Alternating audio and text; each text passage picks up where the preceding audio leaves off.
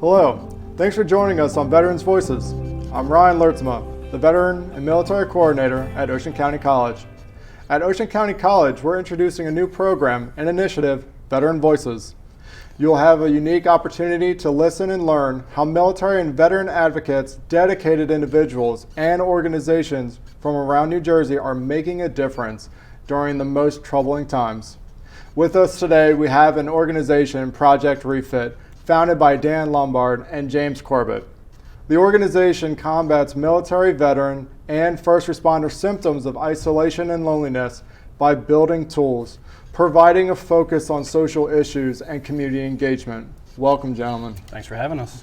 Absolutely. Happy to be here, So man. tell us a little bit about yourselves, James and Dan. Yeah, so I'm Dan Lombard. I'm a combat vet, Purple Heart recipient, and co-founder of Project Refit. I was in Afghanistan 2013 to 14, and then Djibouti, Africa 2014 to 15, and then right after Africa, I got medically discharged for PTSD. Okay.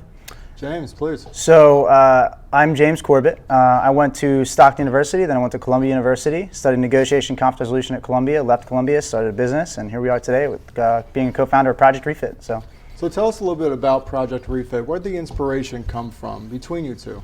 Yeah, so like I said, right after Djibouti, Africa, I got medically discharged. Right in the beginning of that process, I had started therapy. I was going to behavioral health, so I was still in the military.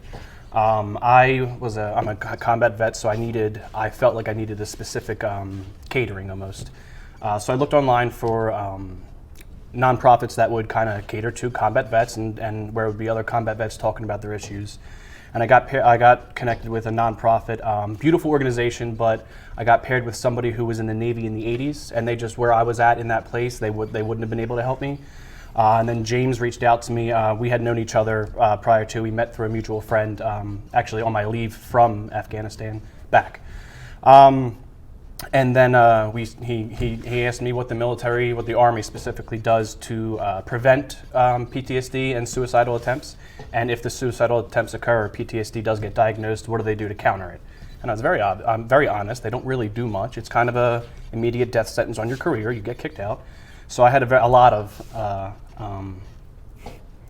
feedback, if you will. Yeah, we'll go feedback. I had a lot of feedback. So it turned into we were messaging at first just on Facebook, and then I was like, I need to see you. Like when we talk, I need to know it's being received and not just whisked away. So I asked if we could video chat, and we video chatted for about 4 hours, and it was just a vent session. And by the end of that vent session, we kind of formulated the idea of Project Refit. Okay, Yep. James, your take. Yeah, man, that's pretty much spot on. That's what happened. And the reason why I even was asking that question, because I think that's where I come in. I'll give you a quick backstory all the way back to Stockton. Actually, when I was leaving Stockton, my senior project was actually, I ended up writing a whole paper on how to prevent suicide for those who are in holding cells. And I came up with this idea. Basically, it's called the blue light theory. My professor still uses it to this day as an example for an innovation, where let's install blue lights into, like literally blue lights, into these holding cells, and then guys won't even know that they're being calmed. Without them even knowing they're being calmed, they'll have less likely to commit suicide or attempt suicide, right? The study actually was based off of a Japanese study that successfully reduced suicide rates at a cost-efficient way on train platforms by installing literal blue lights on those platforms. Because the number one light source from the sun is actually the color blue, which all kind of leads up kind of crazy that we call our app now Project Refit Blue Skies.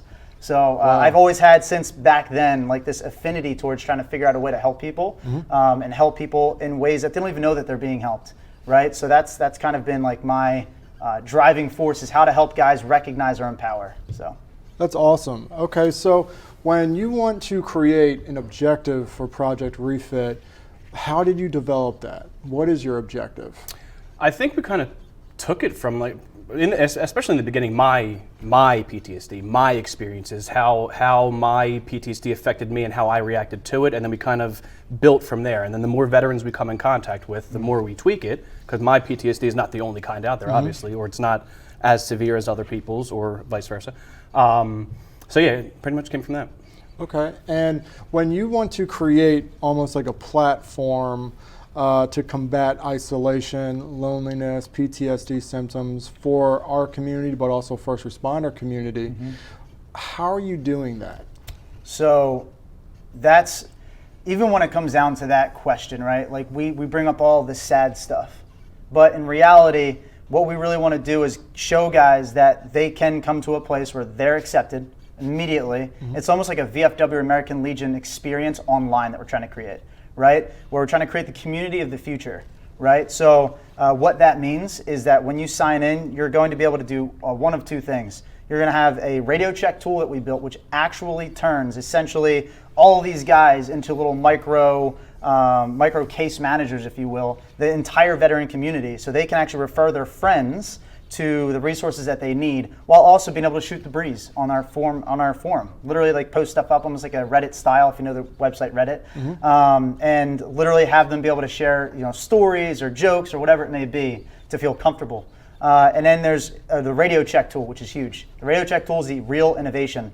That actually, you can create inside the app your fire team, your top 5 fire team members. And actually the person that came up with that name, we both know him, Patrick Carney. He actually told me, because I said, we're calling it the buddy. So he's like, no man, don't call it buddy, it's your fire team. I was like, love that. So we're implementing that, right? Okay. So we call it your top 5 fire team members are your top 5 best friends.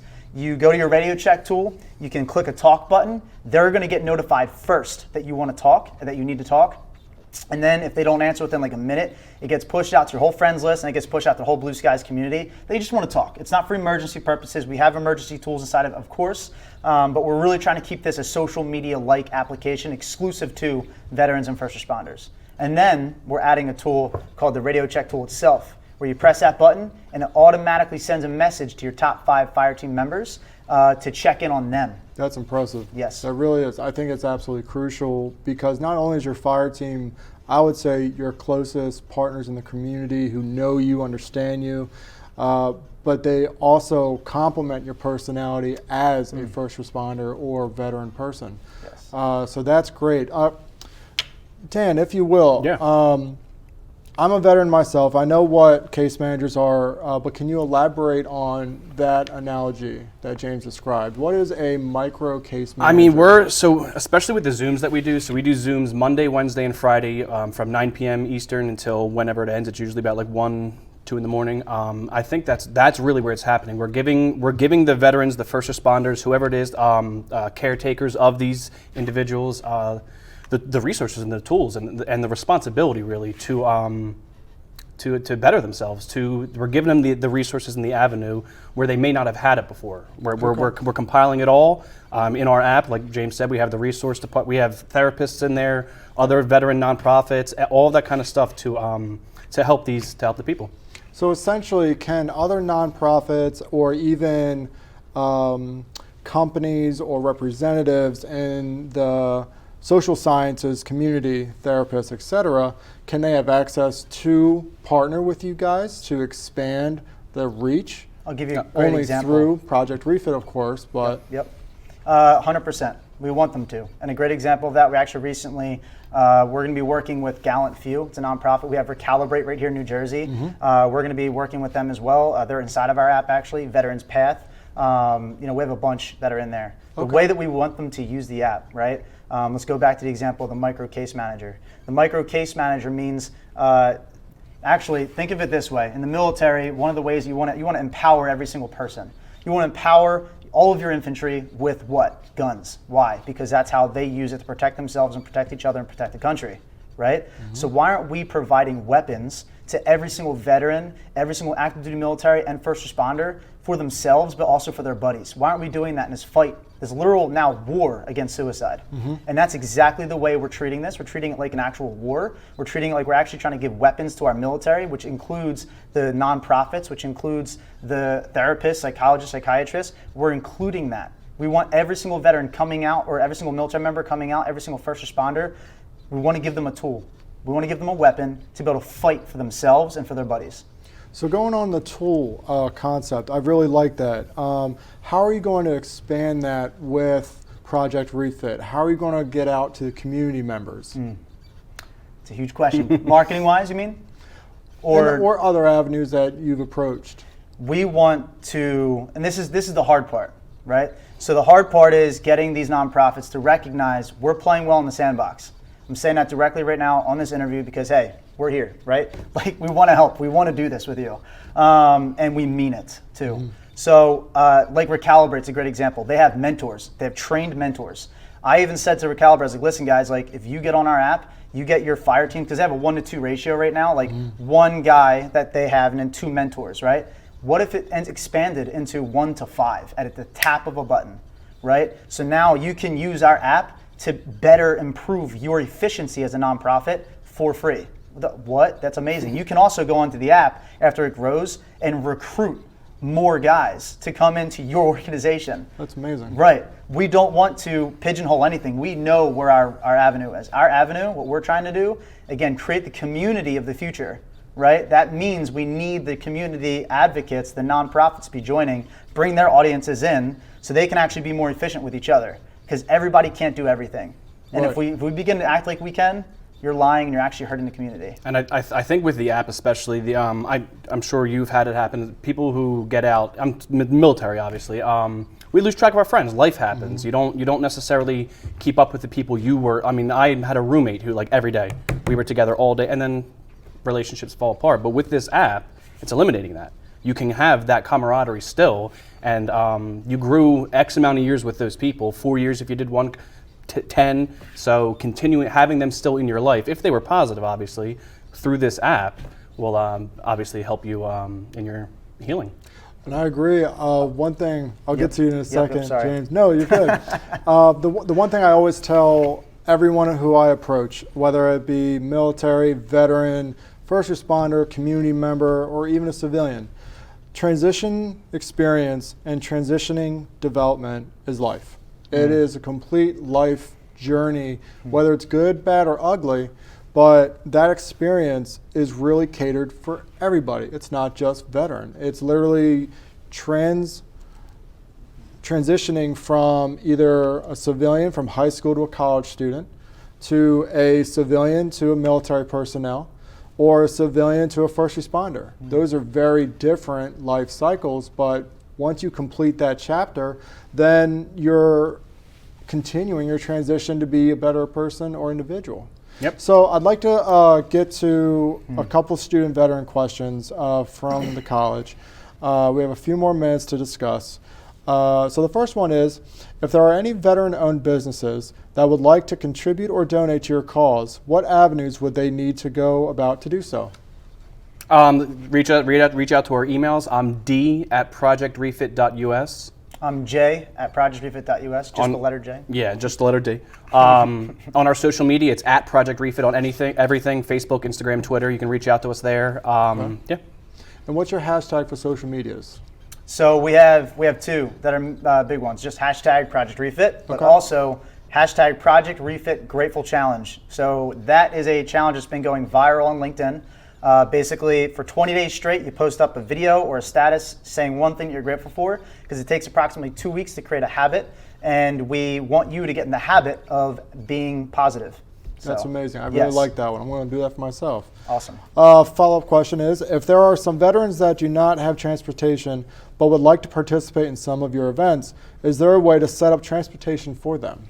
So one thing that we're actually trying to navigate right now, we were in talks with somebody from Uber. I know someone from Uber, and they do have a program where you can actually basically request Ubers, right, to pick people up private for your event, right? So I'm working on an angle right now to see if we can get in there, to see if we can create a partnership with them to help us get more veterans out. So the whole thing, combat isolation, and leveraging resources that we have, leveraging every single person that we have, that everything we're trying to do, war, they'll be our tanks. And at the bare minimum, we have our volunteers. We have us. If they're local, we can easily. Jeep clubs. Yes. I mean, Jeep clubs are amazing, honestly. So Okay, shout out. great. Two more questions, excuse me. For sure. If a veteran would like to volunteer or would like to work with you, what would they need to do? Pretty much the same thing as reaching out to us. Email us. Reach out to us on our social medias. If you want to come hop into our Zooms, like I said, we have the Monday, Wednesday, Friday. Monday and Friday are live streamed to Facebook. so everyone can see what you're saying. And then Wednesday, it's a closed Zoom session. So if you're a good listener and you have had some life experience and you think you could help some people on the Zooms, that's definitely a surefire way to volunteer for us. If not, the events we do, like I said, you can email us, message us on our social media, any of it. Okay, and final question, gents. Once the mobile bases are launched, if there is a veteran or first responder event in a certain area that is going on in our community, would it be possible to request for a mobile base to be there? And how would that work? Yes, 100%. They can email us, they can call us, they can message our Facebook page, Instagram, whatever it is. And we would actually love to know where we can go with these mobile bases because they will be the epicenter of us really bringing the community back together and getting them to resources around them. All right, guys, so I'd like to expand a little bit on the mobile bases. What is it? What's the purpose of it? And where's the direction that you want to see it going? So I'll tell the story of it first, how we even came up with the idea. And it's very important actually it'll take us on the journey. So years ago when I was in college, I was also working security. I was at once called the Tweeter Center, and that's in Camden. And I remember a time, and I'm going to preface this story with, I don't know if the individual was a veteran, if the individual was a first responder. It could have been somebody who was attacked at one point, right? But this person had an episode, without a doubt, a flashback PTSD. I was sweating, was like frozen up at a concert, right? And I was like, I don't know what to do. I'm young, I don't know what's going on. All I know is just escort this guy out, right? He needs to get out from this huge crowd, all that stuff. We escorted him out to a concrete room. Wonderful. So I put this guy who's obviously going through something into a concrete room and has nobody there to talk to him really or anything. And it hit me a few years ago, and I talked to Dan about it, and I was like, dude, I got an idea. And he was like, hit me. So truck and trailer, right? The trailer folds out into a lounge, right? We're not going to sell alcohol out of it. We're not going to have any alcohol or anything like that associated with it, but it'll have couches in there, tables, chairs, maybe some cameras for doing like a radio check, maybe showing up to a guy's house, cardboard box or apartment to conduct a radio check with them in person. Okay. Go to local town events, show up there, we can turn any event into a veteran and first responder friendly event by having that mobile base present. We want to go to concerts, right? If a guy doesn't even want to go into the concert, just hang out with your boys out or your women as well. Hang out with your friends out there, veterans, first responders, at that mobile base and enjoy the concert on the TV screen, right? Like we see this as the true like showing up and bringing them back out into the community way to combat isolation directly in person, us as an organization. That's the mobile base is going to be very important. The app is crucial in the war, right? But the mobile bases is crucial for our organization to have a direct impact. Now, if people want to participate, or let's just say your example at the concert, how will you track or I guess insinuate that conversation with them, like this is a place for veterans, this is a place for first responders to commune, to socialize. How's that all going to work? So I'm hoping that we can make some good partnerships, maybe like VetTix, right? So VetTix that's like a key organization we would love to get introduced to at one point and talk to them about this, right? Because we might be able to get them to get more guys to get tickets, knowing that there's a spot just for them at almost every concert that they're supplying, right? And we can go to these different venues, at least in this area, right, for now. Of course, long-term plan, we want to have 150 mobile bases nationwide, employing veterans and first responders to operate those mobile bases. Like that is the dream, that's the vision for it. However, we show up, we have these lounges set there, and we hopefully will be able to get guys to come out to this through our mobile app, finding out about it through our mobile app, finding out about it through social media, through whatever organizations that we can partner with, and just like getting the word out about this, right? I think a really key way we're gonna get the word out about this and encourage guys to come out actually will be us having a mobile base that's a radio check base specifically and only. And what that means is, going back to what Dan was talking about earlier, our program, the Radio Check Buddy Check-In program. Could you imagine showing up to a guy on the street? Like, we just got word that there's a veteran. We're going to go out there. We're going to have guys dedicated to that. Show up, set up the base, give them a shower, maybe something like that. Give them some socks. We have the Clean Socks Club. Shout out to that too, which is doing really well. But being able to provide something for that guy and then bring a whole community online with us to him in person or her in person. It's essentially QRF. Yeah, absolutely. Right, I was exactly correct, just about actually. to reference that. Yes. So quick reaction for the audience. It's a type of strategy to hone in on an area and with objective or critical needs, and it's usually a small team of persons that will react. And analogy-wise, that's perfect for what you guys are creating with the mobile bases. You know, one veteran or one first responder person in real dire need, and all of a sudden within 30 minutes to an hour or so, you have 5, 10, 15 some people there for complete support. That's amazing. And eventually it could be thousands. Because literally, we could literally be bringing this mobile base here and getting somebody help immediately. Just through like, hey, I know a guy, I can introduce that veteran, let's Project Refit, let's work together on it. Yeah, let's go. We're empowering the community. Now with location, can that be tracked via your Blue Skies app? And then not only will you have, I'm assuming, you're gonna have events posted on your phone app, but obviously GPS is going to be there, location addresses, etc. That'll all be within your app. Eventually, we want to put in location of where the mobile bases will be. Okay. And also, we hope to have some nonprofits that will request us to come to their event, and we're not going to take money from it at all. We'd like to just show up basically and set up and give just an experience for these guys at those events too. We really want to support other nonprofits too. We're actually about the cause. Like we're not in it for the money. We're in it for the purpose of being in it. The money is a tool. Yes. We look at it genuinely as a tool. Yes. And as we need it only to give Make this blood better. to the nonprofit.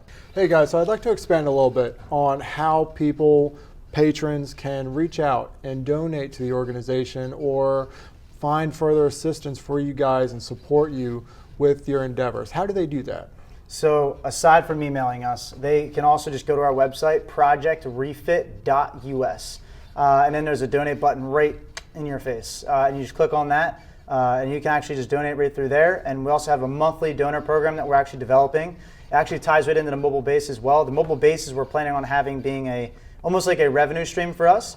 So we have coffee that we're going to be sending out every quarter, because we don't want to have a monthly donation like gift program, because we want to use your money in the fight to fund our programs, right? So the monthly donation program will include for $15 minimum per month, we're going to send you a bag of coffee, and you're going to get your name on the website. And for $25 a month, you're going to get a bag of coffee every quarter. That's 4 times a year. And then you're going to have a nameplate, a little nameplate in the mobile base on the wall. And then you're also going to have a name on a website and the app at $50 a month and so on and so forth. It's all explained there. I don't want to go too deep, but the bag of coffee is good. I like coffee, so I made sure that I went to a good person with good beans, good roaster, and we're calling the blend, and this is in honor Mo, my man. He's one of the veterans that helps out with Project Refit, he's a volunteer. Named it, it's called Tears of Our Enemies. And basically what it's going to do is every single quarter, there will be a QR code on that bag. And with that bag, you're actually going to be able to scan it. It'll take you to a web page where there's a story being told of a veteran and or a first responder and being read actually by Mo. And you'll be able to get it and see the story and everything like that and have an experience with Project Refit that way. So I want to expand a little bit on the stories. Cool. So do you get submitted stories to Project Refit? We would love to do that eventually. So we want people to be submitting their friends' stories to us, right? Maybe even like an in memoriam type thing. Right now we have on our Zooms, like many. We have people who we have actually helped who have come on there and told their stories, and those stories alone are. And one more time, what's your schedule of your Zooms? You have 2 platforms of Zoom. The Zooms we do it every week, Monday, Wednesday, and Friday from 9 p.m. Eastern to whenever it ends, usually 12, 1, 2-ish, somewhere around there. Monday and Friday are live streamed to Facebook, so that's to entice other veterans, current military, first responders who may be struggling with opening up, that this is a platform where you can open up. And we also stress that people who are apprehensive of doing it, because I know I would have been in the beginning, on the Zoom you can change your name, you can turn your mic off, you can turn your camera off and just be in the environment and not necessarily be participating in the beginning if that's what you want to do. And then the Wednesday ones are only on Zoom, so that's where we hear the more personal stories, the deeper struggles, that kind of stuff. Okay. And also the funnier jokes. Yes, it's very light also. It's also like it's not just always heavy. Yes, it's I want to make that clear. Yeah, like you can come in and hang out and like shoot the breeze with us and make fun of each other or whatever. So yeah, like it's good. It's a good time. Yes. All right, guys, so last question. Yeah. Once the mobile bases are launched, the phone app is fully functional and ready to go to inquire the mobile bases. Can you expand a little bit about the app? Tell me where it came from, the idea that you want to take this a little bit to the modern age of outreach. Where did Blue Skies come from? Yes, so Blue Skies, while I was in Afghanistan, I had a Command Sergeant Major, Martin Barreras. He was massive human being. He was a legend. He was a Marine for 6 years and then went to Army Rangers for 24, I believe it was. And then he was with the 75th Rangers for that entire time. He was the Command Sergeant Major there. Jessica Lynch, the whole thing that happened with her, he was actually on that mission, brought her to the bird, and then brought the guys who got injured, brought them back also to the bird. So he was a larger than life figure.